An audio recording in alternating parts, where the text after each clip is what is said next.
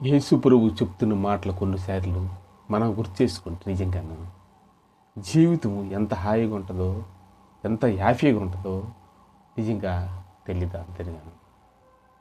కొన్ని దగ్గరలో ప్రయాసపడి భారం మోస్తున్న సమస్త జనులారా నా వద్దకు రండి, నా కాడి ఎత్తుకొని నన్ను వెంబడించండి అన్నాడు.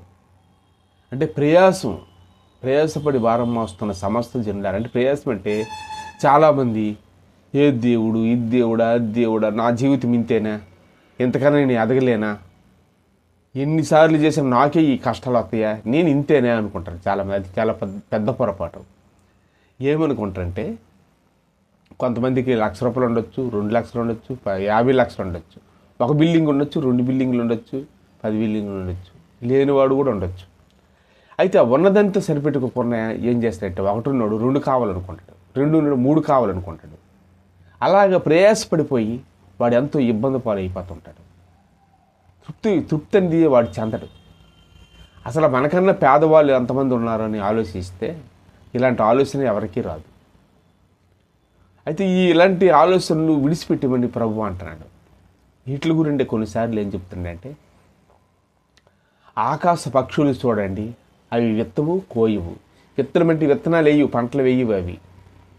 అలాగే కోయవు, పంటలు కూడా కోయవు, కానీ అవి హ్యాపీగా బతుకుతున్నాయి కదా. మీరైతే విత్తనాలు వేస్తారు, పంటలు పండిస్తారు, అన్ని ఇచ్చేస్తారు, తెలివితేటలు మాట్లాడతారు.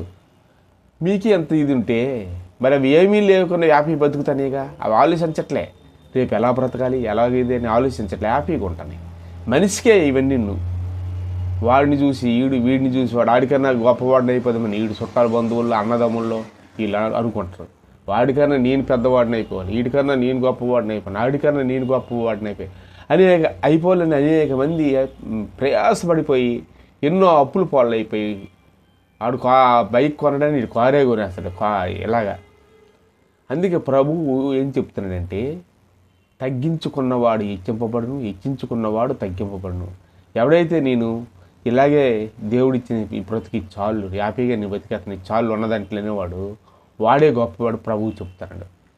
ఏముందిలే ఆ దేవుడిచ్చింది అంత ఇవ్వని, ఏదైతే ఇవ్వని అనేవాడు తృప్తి చెందితే వాడు హ్యాపీ బతుకుతాడు. ఇది సర్వజ్ఞానము క్రీస్తులో గొప్పమై ఉన్నది అంటది. సర్వ సంపదలు ఉన్నాయి, క్రీస్తులో జ్ఞానం వస్తుంది. యాకోబు పత్రికలో ఉంటుంది, జ్ఞానం మీలోనే ఎవరికైనా కొదువుగా ఉంటే నన్ను అడిగిడి నేను ఇస్తానంటాడు, సంపూర్ణంగా ఇవ్వబడును అంటున్నాడు. తెలివి లేనివాడికి కూడాను తెలివి వస్తుంది బైబిల్ నమ్మడం వల్ల. జ్ఞానం అంటే లోక జ్ఞానం కాదు, ఆయన దూషించడం, వీడిని దూషించడం, రాజకీయం చేయడం అవన్నీ కావు. దైవ జ్ఞానం అనేది వేరేగా ఉంటుంది. ఇది శాంతి, సమాధానం. అలాగే ప్రయాసపడతారు చాలామంది. బైబిల్లో అంటే ప్రయాసపడి భారం వస్తుంది సమస్యలారా నా వద్దకు రండి, మీకు నేను విశ్రాంతిని ఇస్తున్నాను. అంటే ప్రయాసపడడం ఏంటంటే భారం, ఏదో కుటుంబ భారం అని, ఇంటి భారం అని, వాళ్ళకి ఇవ్వాలి, వీళ్ళకి ఇవ్వాలి, వాళ్ళకి ఇవ్వాలి, భారం వడ్డీలకి ఇవ్వాలి, అవి తేవాలి, భారం పడిపోతుంటారు. అన్నీ విడిచిపెట్టేసి నా వెనక వెంబడించాను. అలాగే సీమోను, ఇప్పుడు అలాగే పేతురు గారు వీళ్ళందరూ తన వలలు అన్నీ విడిచిపెట్టేసి ప్రభు వెనక వెంబడించి హ్యాపీ అయిపోయారు. ఆ పెళ్ళిళ్ళు కాదు ఏది కూడా ఆలోచించలేదు, తండ్రితోనే ఉండిపోయారు. అంత ఆనందంగా వాళ్ళు ఎంతో హ్యాపీగా వాళ్ళు వెళ్ళిపోయారు.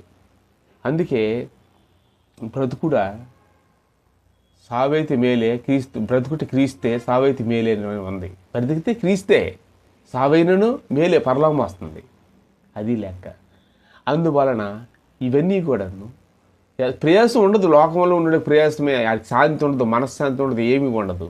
దేవుడిని నమ్మినవాడికి ఆ టైంకి ఏ ఆహారం తేవాలి దేవుడు పెడతాడు, ఏ ఇది ఇవ్వాలో ఇస్తాడు, ఏ శాంతి సమాధానం ఇస్తాడు అంటాడు ప్రభు. శిష్యులు చూసి పరలోకం ఆయన ఆరోహణమవుతున్నప్పుడు, మీ అందరూ కూడాను ఈ లోకం ఇచ్చిన లాంటి శాంతి కాదు, నా శాంతి వేరే ఉన్నది, నా శాంతి మీకు ఉండునుగా అన్నాడు ప్రభువుని నమ్మిన. అందుకే నెమ్మదిగా చక్కగా ఉంటారు, వీళ్ళకి టెన్షన్ ఉండదు.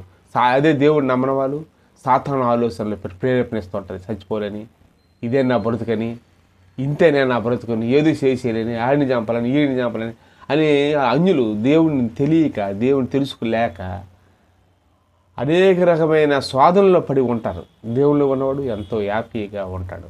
కాబట్టి అందరూ నమ్మండి, నమ్మి దేవుళ్ళు నడవండి. Thank you.